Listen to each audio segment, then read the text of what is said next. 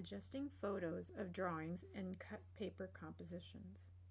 We'll go from this to this,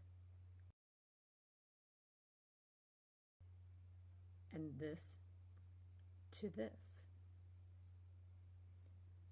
We'll start by opening the file of the photograph that you took of either your drawing or your cut paper composition. Drag it onto Photoshop to open it in Photoshop. Once it's open in Photoshop, you'll see how your edges are a little uneven and the color is just a little off.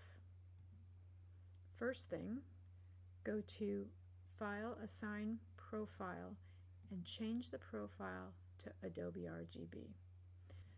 The next thing is go to Image, Adjust, Levels, and take the right slider from the right to the left to get a little bit lighter,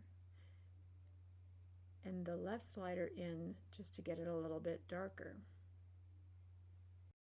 Use the crop tool to crop to the edges. You have to rotate it a little bit to get the right cropping. And now we're copying the layer and going into Transform. And we're going to change Transform to Distort so you can bring the edges so that they're more parallel with the sides. This is a pretty big image, and we're going to save it as a Photoshop document so that you always have this image. There might be times when you'd like to use this in something else and you need it at a bigger size. But to hand it in, you need it to be a JPEG and smaller.